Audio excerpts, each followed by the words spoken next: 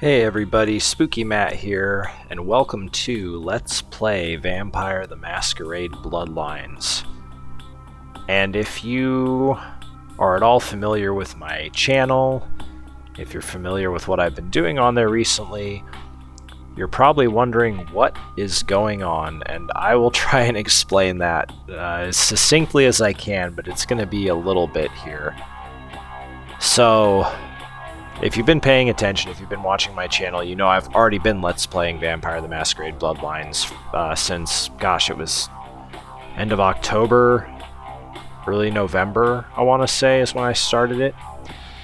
And I had about 30 videos uploaded. I was actually very close to the end of the game. And I basically got a crash course in why this game is considered to be a flawed masterpiece. Because I got stuck. I basically got to a point in the game where I could not progress any further, mainly because of the way the game itself is designed. So in this game, you know, it's based on the tabletop role-playing game. That's what Vampire the Masquerade originally was a tabletop RPG, and now they've made video games and, other forms of media about it. And anyway, They try and really get the tabletop elements going. When you level up in this game or gain experience, you just get character points, and you put those points into various skills and disciplines and whatnot. Could be anything from combat-related things like firearms skill, defense skill, melee, to things like sneaking around, or being more successful at sneaking around, or being more successful at lockpicking, or hacking computers, or dialogue options such as intimidation, persuasion, seduction. You're going to get to see all that in this first video. This first video is just going to be me creating a character and kind of explaining how the game works. But anyway, so I built my vampire. I think his name was Sir Vampire or something silly like that. And I made him... I guess maybe I stretched him a bit too thin. I didn't make him overly great in any one area, but he was pretty darn good in a lot of places. And that does not work in this game. Because in this game, at the end of it, really like the last quarter of it to the last third of it, it becomes extremely combat heavy. The reason it does this is because the developers, Troika Games, were forced to rush this game out by the publisher. And so you can kind of tell at the moment in this game where that happens, because all the various and creative missions kind of give way to just combat-heavy stuff, where the only way you're going to get through it is by just beating the crap out of waves and waves of enemies, fighting lots of bosses, etc., etc. Well, I was on, based on the choices I had made in-game, I was on the second-to-last boss. And no joke, I mean, my guy, he had pretty good firearm skill, he had decent melee, he had pretty solid discipline, I'd say about average, maybe a little bit better than average on his disciplines, which his disciplines upped his defense, and then he also had another one that weakened enemies near him. And his defense was also pretty good. Not great, not the greatest, not as strong as they could possibly be, but they were pretty good. And this boss was just kicking my ass. I think the best, I tried like 4 or 5 times maybe. The best I ever did was I took about 10% of this boss's health. And I mean, I was unloading shotgun rounds just into this boss's face, point blank range. I had so much ammo, but the boss is just a bullet sponge. And my firearm skill just apparently wasn't good enough to really take the boss out quickly. Maybe there were other weapons that I think I read online afterwards, and I was looking up to see if I was doing it wrong or if there was some way I should have been fighting the boss, which there wasn't. I was looking up different tactics and whatnot, and I did read you should try using such and such a weapon, which I didn't have. But ultimately, a lot of people who had posted on forums saying, how do I beat this boss? What am I doing wrong? Well, you didn't do anything wrong other than you didn't build your character properly. All that stuff you put in dialogue earlier in the game, yeah, you probably should have been putting it into your firearm skill, or your melee skill, or your defense, or your soak. Again, I'll get into all these things later. But yeah, I basically built my character wrong. And the only time I'd ever heard of this happening was in Deus Ex Human Revolution, that game wants you to build a sneaky character in a lot of ways and stealth around, but then you eventually come across two bosses at different stages of the game, and if your combat skills are not high enough, you're gonna have a heck of a time getting through those fights. So this game's even more brutal. Like, I basically was locked out of progressing because I just had not made my guy good enough at combat, and there's no way I could have progressed. There's no way I could have damaged this boss enough before it killed me. Like I say, I spend 2 to 3 minutes just blasting away at this thing's face, and I take maybe 10% of its health, and I'm using up all of my health related items to keep myself alive, and it just wasn't enough. I just kept getting killed. So yeah, I had posted 30, maybe 31 videos on YouTube of my Vampire the Masquerade Bloodlines Let's Play, and they were all for naught because I couldn't progress further into the game and beat it. So yeah, I'm starting again. This is me starting again. I deleted all those videos. I deleted them all off my PC. We're starting again fresh. You might think I'd be pissed off about it, and I slightly was, but I was more just disappointed because I like this game too much to be really pissed off at it. And I also understand what the developers went through. It's not necessarily their fault that they were forced to rush this thing out, and it is flawed. I mean, all I can say is it's a good thing I like this game so much, because I am looking forward to starting again and playing through it again and doing things slightly differently, which I'll get into in a minute. The main difference on this Let's Play, just to let you know, I'm playing the GOG Galaxy version of this game, Good Old Games, GOG, whatever you want to call it. And the reason I'm doing that is because that version of the game already comes with the unofficial patch pre-installed. As a reminder, the unofficial patch is what makes this game playable, because the official patch, of which I think there was only one ever made, yeah, it did fix some bugs, but it wasn't enough. Like, the game is so broken without the unofficial patch, you need it. So yeah, this one comes with it already pre-installed. You don't need to download it and then install it to like Steam, your Steam folder or whatever. So yeah, playing this on GOG. The other thing I'm planning on doing, and you'll see shortly, is I'm gonna let the game choose what vampire I can be. The game has this option of doing like a sorting hat thing from Harry Potter, where you answer some questions and then it's like, based on your responses, you would like to be this vampire. So I think I'm going to do that this time. I'm also going to do a thing where I let the game decide how to allocate my character points, or my skill points, my experience, as you will. Because I have a feeling if I let the game do that, surely it will build my guy in such a way that I'll be able to beat this game. I think the game naturally actually wants you to go into combat stuff and discipline stuff if you let it take over, and that's really what I need. So yeah, sorry that was a bit long, but it needed to be said. If you're excited about watching me re-let's play this, great. I hope you enjoy it. I'm going to try and make it fun. I'm going to treat it the same way I treated the first attempt. Try and make it as exciting as I can. If you're annoyed and you hate it, well, I totally understand. You don't need to watch this again or anything like that. But I'm going to do it anyway. I'm really doing this Let's Play for myself at this point. I want to beat this game myself. I don't want to have to use any type of weird computer trickery or god mode or anything to get past the final 2 boss fights. So anyway, that's enough exposition. Let's get into this. Welcome to the world of Vampire the Masquerade Bloodlines. Here we go.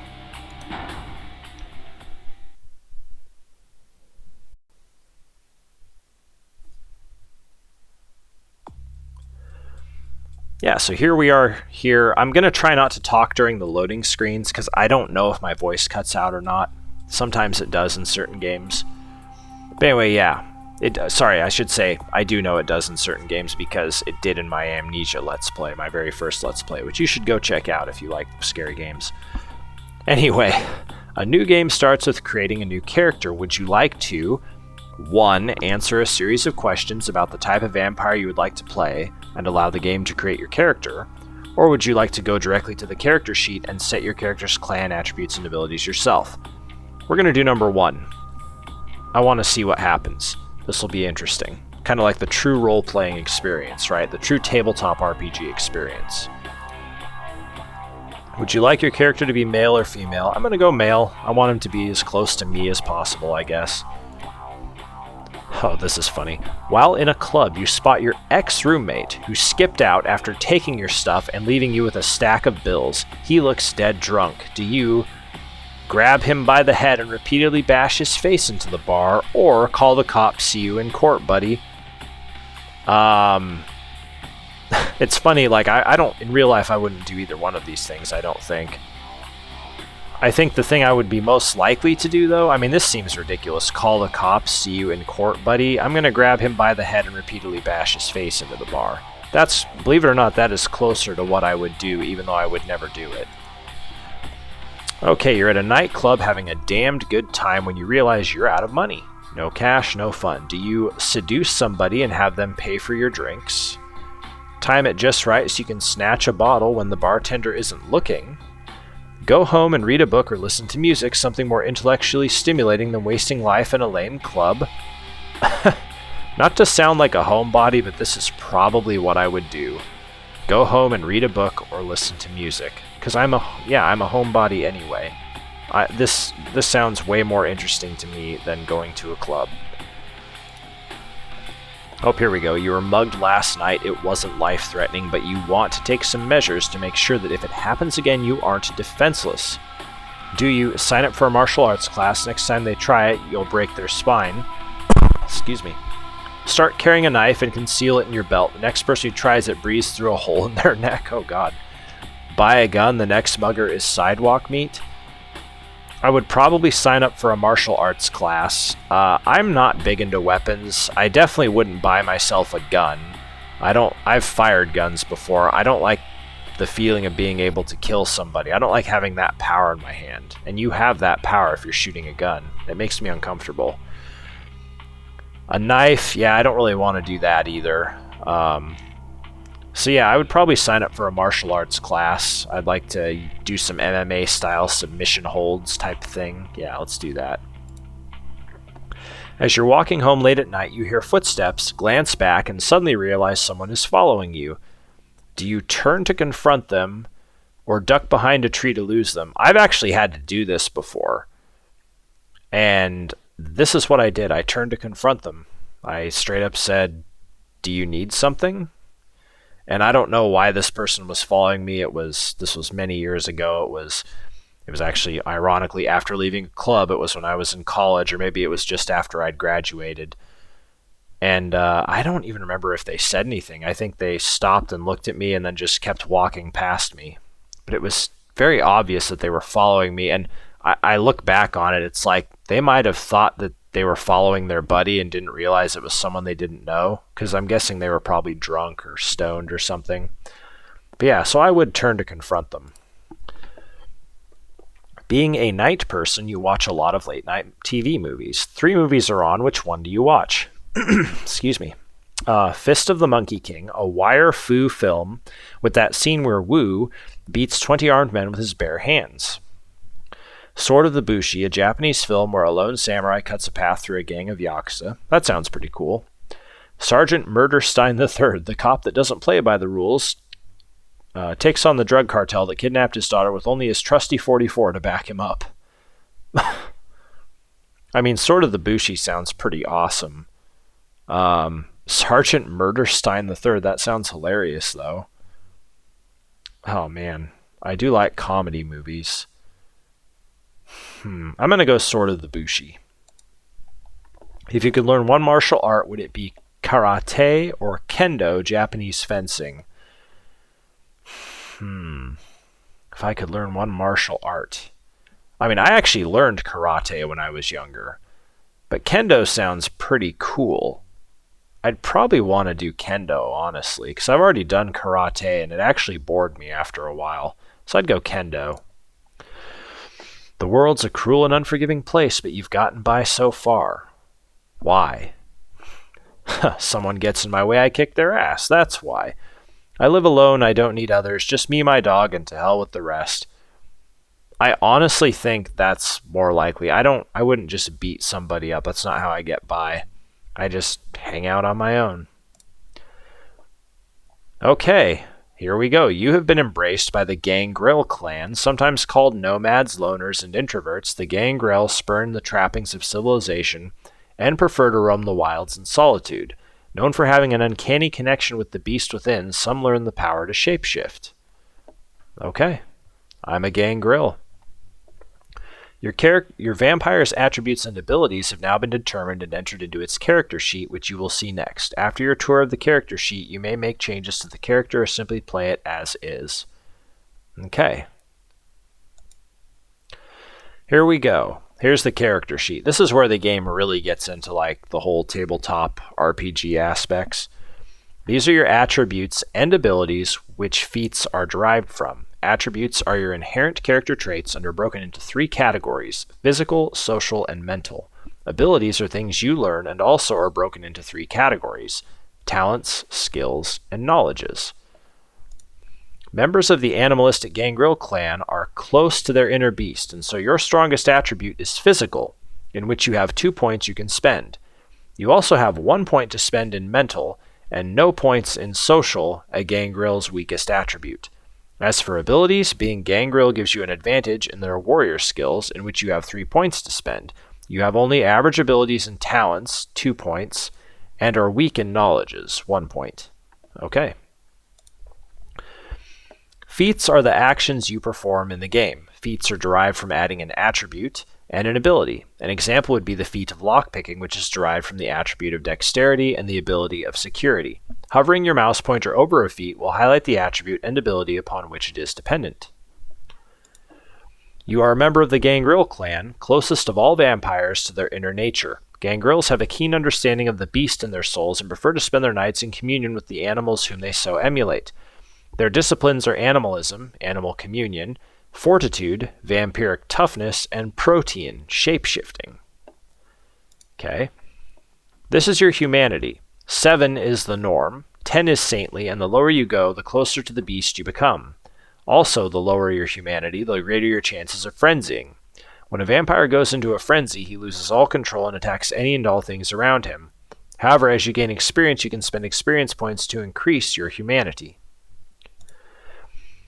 This is where your Masquerade violations are displayed. The Masquerade is a code by which many vampires unlive. Anytime a vampire is seen doing a supernatural act by a mortal, it is considered a Masquerade violation. You have 5 chances, and each strike will have repercussions. If you commit 5 Masquerade violations, you will be dealt with harshly. Oh boy. I think your game just ends if you have 5 Masquerade violations. This is where all information on things you are hovering over is displayed.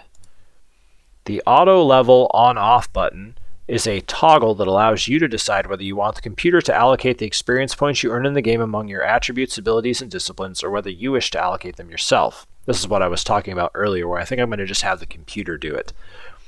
The Reset Stats button is another toggle that allows you to clear out your point allocations so that you can start over or return them to their last settings. The Cancel button allows you to return to your last point in the game without changing your character sheet. Once you are satisfied with your character settings, click on the Accept button to play the game.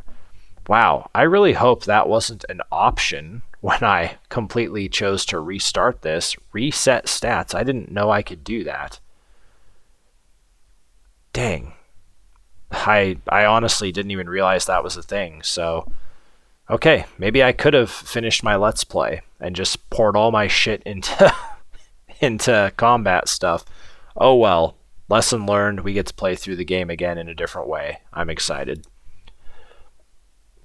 Here we go. I'm going to go auto level on. Sweet. So I have to name my character. I think I'm going to name him. I was thinking about this. I went on a website that showed a list of famous vampire names throughout the ages. And I'm going to name him Alaric, which is a German vampire name meaning everyone's ruler, which is kind of funny. So I'm going to be Alaric. Okay. Attributes. Physical, social, mental, da-da-da-da. So, excuse me. Good lord. Physical, that's what I'm using. I've got points in strength, so my unarmed and melee combat are both pretty high. My stamina has upped my soak bashing, my bashing soak to 2. If that's confusing, it says down here, Your character's overall toughness prevents damage from bullets, police batons, and baseball bats, increases soak bashing. So, in other words, if I get attacked, I'm going to soak up some of the damage, and it's basically going to just be negated. So if something was going to do, I don't know, I'll just pull out a random number, 5 hit points of damage to me, it might only do 3 or 4 because I'm going to soak up some of it. So this is something I would want to get high for combat purposes. Dexterity, as you can see, would up my lockpicking and sneaking. Both of those are useful. We saw strength, so social attributes, my charisma, which affects persuasion. I'm not going to read all these. Manipulation affects haggle. This is one I'm not going to put any money into. Appearance, seduction, I put a decent amount into that last time, and I probably shouldn't have. Mental, perception. This is good because it ups ranged, although inspection is kind of useless if you just know where things are in the game.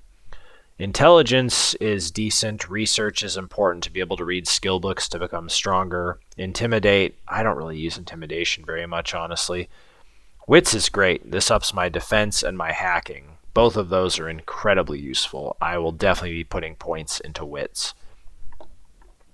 Talents, brawl, this is unarmed. And unarmed legitimately means melee, but with your fists. So, dodge is defense again. Intimidation seems, I don't use intimidation for anything really, so I'm probably going to keep that as is.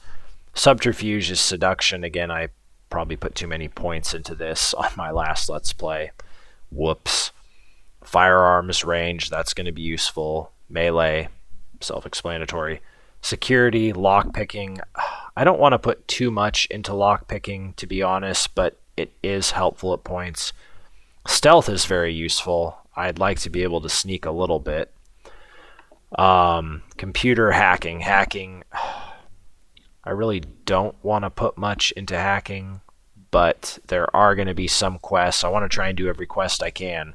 There are going to be some quests where you're going to need to be able to hack.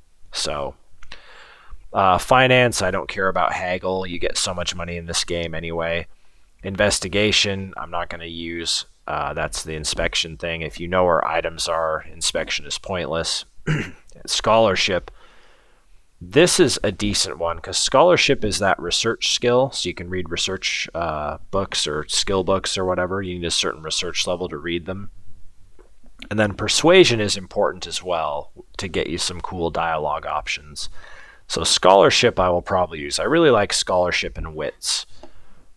Perception to some extent too, but mainly scholarship and wits. Let's see here. And then here's the disciplines. Animalism. I need to read these because I was a Ventru my first time playing through the game. I don't really know anything about the Gangrel. Let's see. Animalism. Embracing the beast within, the vampire can call on animal spirits to carry out their will. The effects of animalism are obviously supernatural and carry the risk of violating the masquerade if they are used in a safe area. Level 1, Night Wisp Ravens. Okay, ravens incapacitate the victim for a short time. Any action taken against the victim will disperse the flock and end the effect prematurely. Okay. Burrowing beetle. A bone-crunching beetle flies to the victim, causing damage as it burrows deep into their body. Okay. Level 3 is a spectral wolf. That would be cool. A spectral wolf materializes, attacks the target, and then returns to the ether. Level 4, Bloodsucker Communion. Ghostly bats attack the target, draining its blood, then deliver the blood to their master. That is sweet. That'll probably be very useful. Level 5, Pestilence. Insect swarms descend upon all victims in an area, devouring their flesh and possibly killing them. Wow. Fortitude. This is actually one that my Ventru had, and it's very handy. It still was not good enough to beat that boss, though.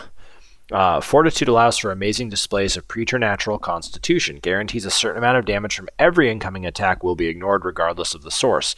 The use of Fortitude is not considered a violation of the Masquerade. Level 1 adds 1 guaranteed point to all soak feats. It costs 1 blood per activation and lasts 25 seconds. So level 2, which I'm at now, adds 2 guaranteed points to all soak feats. Lasts 25 seconds. And then as you can see, 3 guaranteed points, 4 and 5. This is really useful. Protein. This is interesting. By embracing the beast within, the vampire gains bestial forms and abilities. These effects are readily apparent and supernatural in nature. Protein should therefore be used with discretion in safe areas, lest you risk violating the masquerade. So what is this? Gleam of red eyes. You gain heat vision with a +1 bonus to wits, cost 1 blood per activation. That's interesting. Level 2 Feral Claws. Your hands change to deadly claws that deal aggravated damage. Cost 1 blood per activation. That's awesome. So I could use protein in combination with the fact that I have really good unarmed. Level 3 Will of the Wolf. You gain greater bestial or bestial prowess, +2 to stamina. Costs 1 blood per activation. And level 4 Hunter of Night. You gain deadlier claws and a +2 bonus to strength. Nice. Level 5 War Form. You assume a war form with increased claw damage. I don't even want to know what that is, but yeah. Okay, cool. And then if we go to base, I just want to look at this. So here's Clan Gangrel. We'll start with them. I don't think my guy hangs around like that. Like, that's ridiculous. Gangrel are wild loners that are the most in tune with the beast within, allowing them to shapeshift into more beastly forms. Nomadic in nature, Gangrel care little about vampire politics and prefer to dwell and hunt in the outskirts of society. Because of their animalistic nature, they receive a +5 to strength, stamina, and wits during frenzy. However, because of their inherent feral nature, Gangrel receive a -1 on all frenzy checks. This is what the female Gangrel looks like. She's standing up, of course. Okay. Let's look at the Brujah clan. Brujah are passionate idealists and rebels, more likely to fight for their rights than write protest songs. In life, most Brujah sought social change, and in undeath, most clan members commonly seek the creation of a vampiric utopia. As militant radicals, they are renowned for their combat skills, but are also more likely to frenzy due to their hot-bloodedness, so to speak.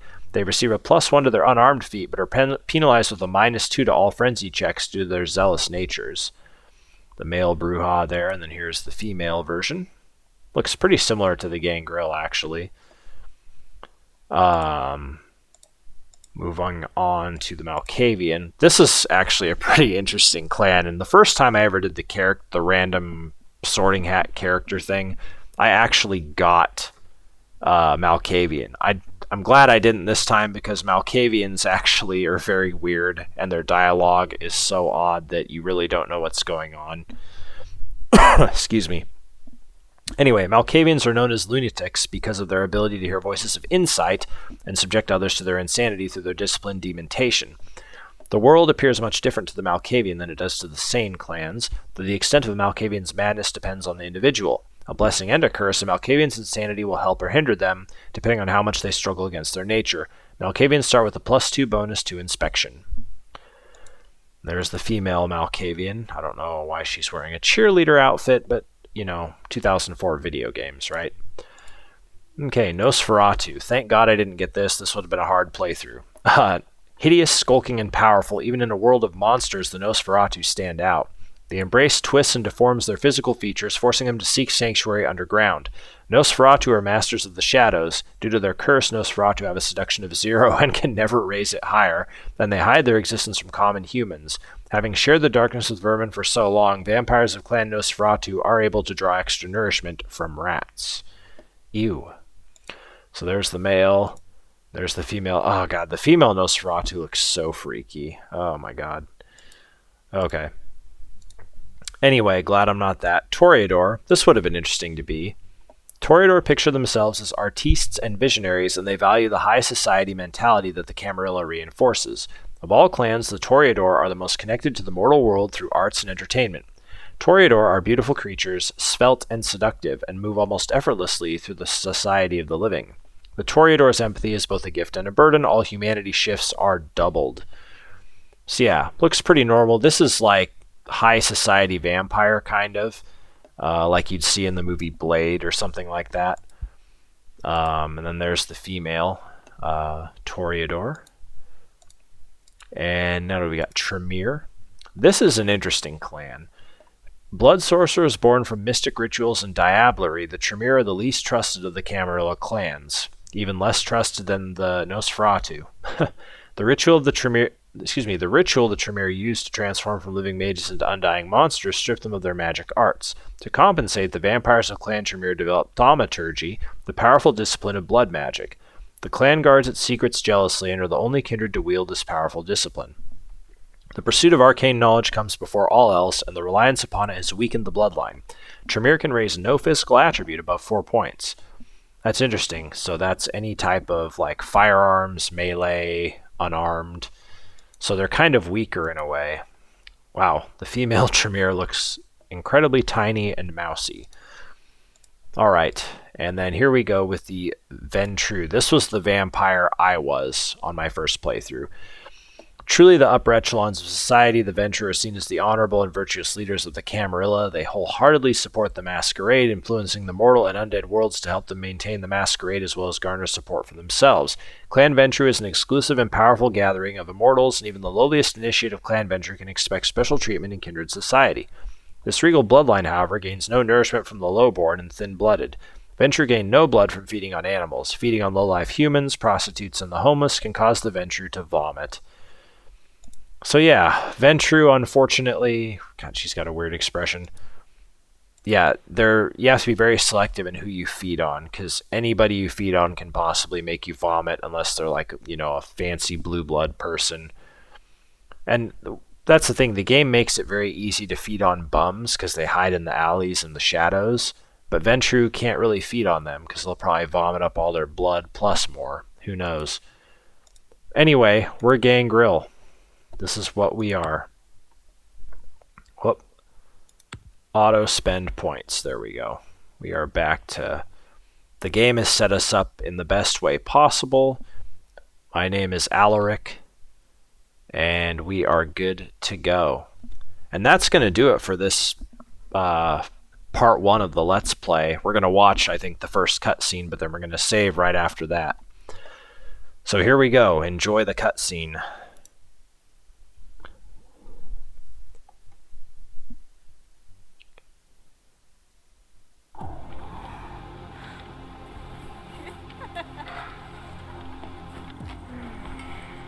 Well, looks like we're having some fun. Uh-oh. She's gonna show me something. Uh-oh.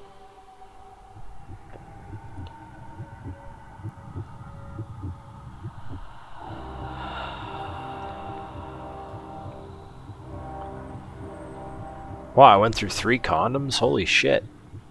And some drugs. And it is 3:45 in the morning. I'm assuming. There I am with my tattoos and my dreads.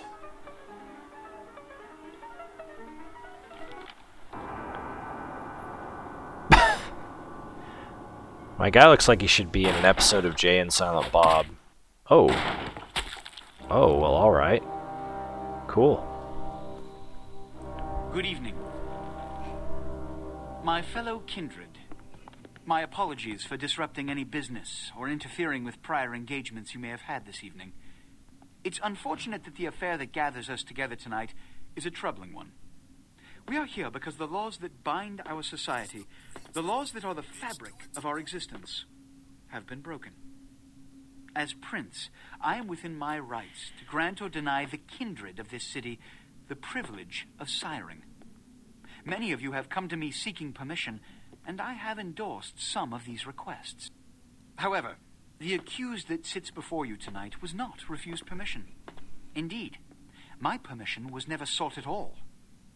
They were caught shortly after the embrace of this child. It pains me to announce the sentence, as up to tonight I considered the accused a loyal and upstanding member of our organization.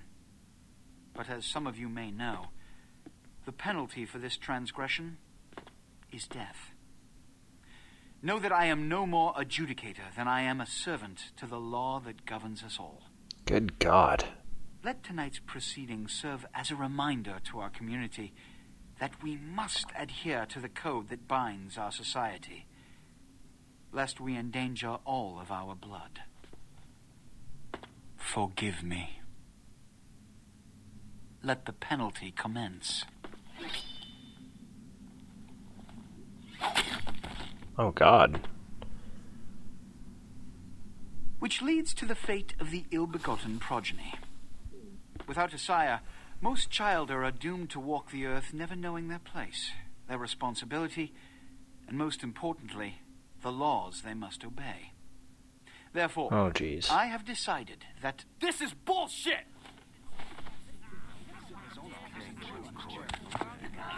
I love that female Nosferatu.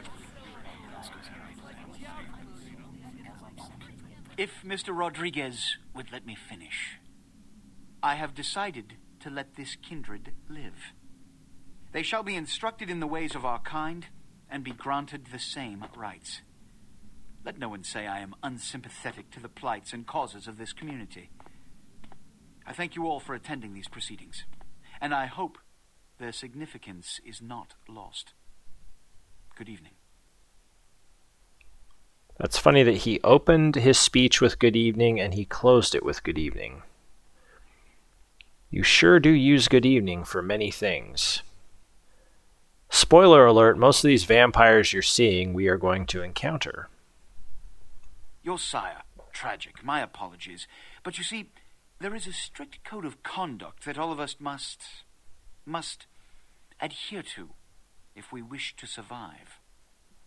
When anyone breaks these laws, they undermine the well-worn fabric of our centuries-old society.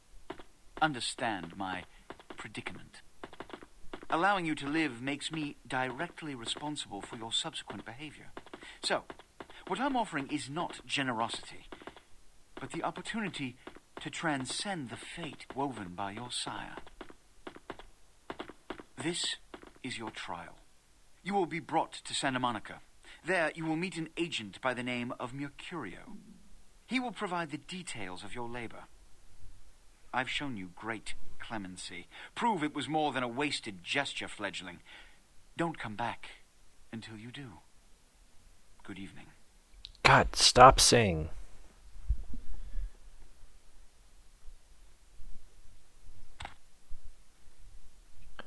Yeah, stop saying good evening, buddy. Item gained, keyring and light clothing. Okay. Use the mouse to look around. Use the W, A, S, and D keys by default to move. Use the toggle view key, default Z, to switch between first and third person views. Okay, well, the game just saved, and that's where we're going to leave this. Because that was a reasonably long first video with my explanation at the beginning. So yeah, this is the world of Vampire the Masquerade Bloodlines, and I'm excited to play through it. I hope it turns out well. I hope you're excited for it, whether you watched all my other videos of it, of you know, my first attempt, or if you've never watched it. You know, I'm excited to play through this again. It is a great game, but flawed. Anyway, if you did enjoy this installment, I hope to see you again for the next one. This has been Spooky Matt. Bye for now, everyone.